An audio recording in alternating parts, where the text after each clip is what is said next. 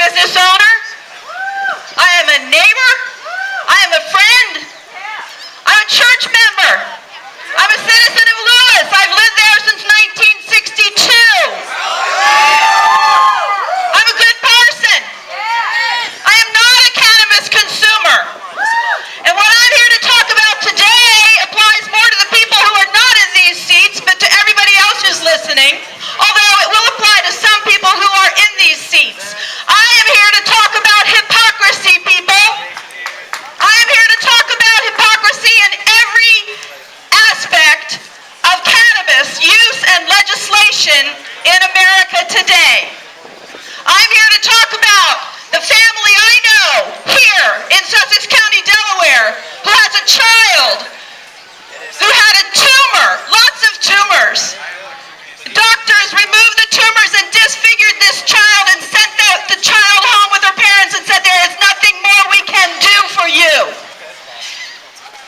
Thankfully, these parents wouldn't take that as an answer. They're educated people. They're smart people. They did their research like many of you have and like I have.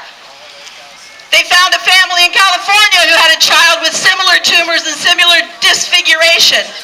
And they found that cannabis oil could provide miraculous healing.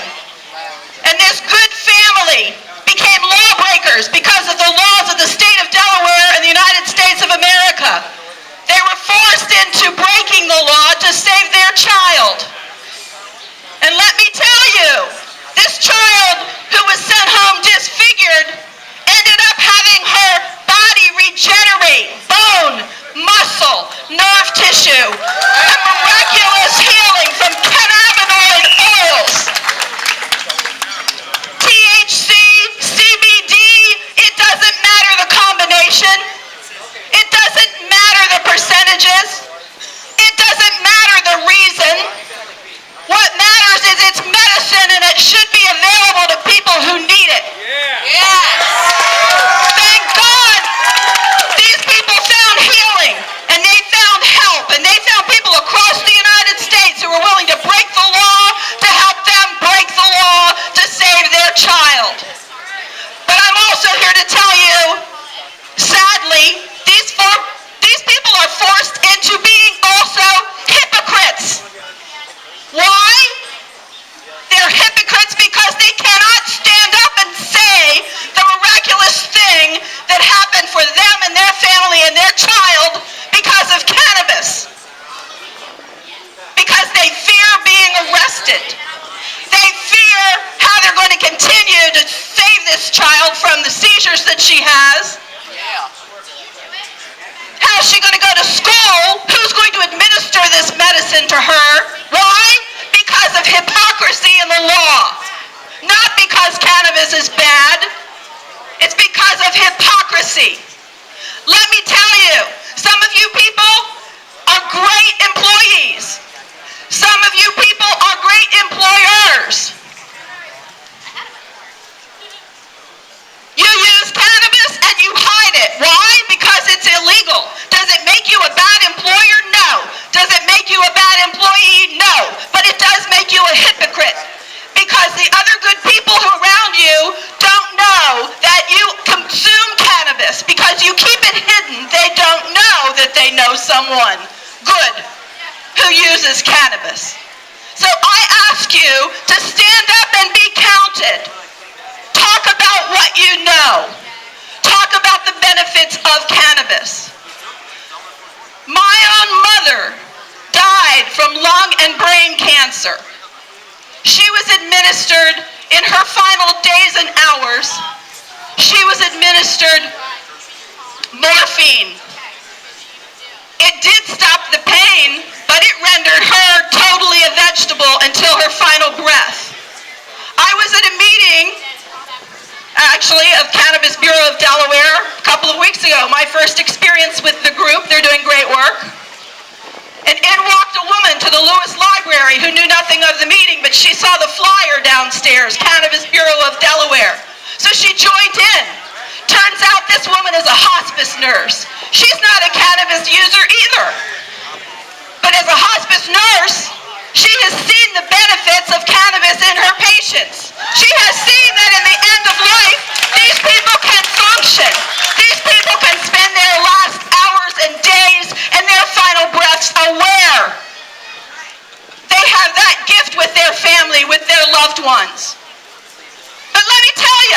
as good as this woman is and as good as her intention is, she too is a hypocrite.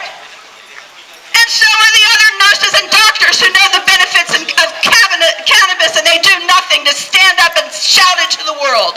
They're hypocrites. And until this hypocrisy stops, we're no better. Users are no better than the non-users. What motivated me, even though I am not a consumer, is that I heard so many stories of heartbreak and healing. My own son suffers from PTSD and seizures. You think you know what a seizure is? You don't know what a seizure is. He has seizures so violent that he falls on the floor. He dislodged a toilet from a concrete floor because he was convulsing against it.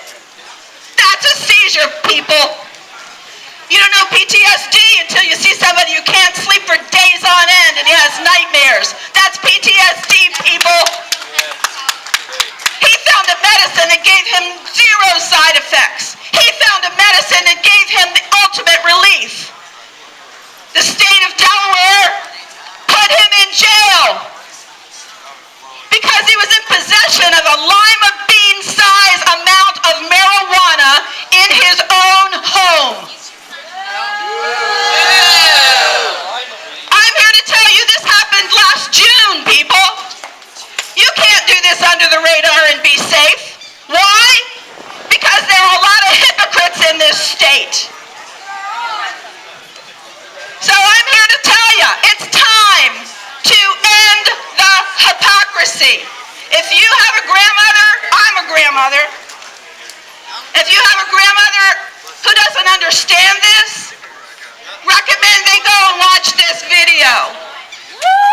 Should grandma smoke pot? Yes! It's online. My final thought, yes, many of your grandmas and your grandpas should smoke pot. Many of them are whacked out, as are your children and some of you, on pharmaceutical drugs that are hurting and killing you. And maybe cannabis could do the trick without harmful side effects. So please, I recommend this. Should grandma smoke pot? Yes.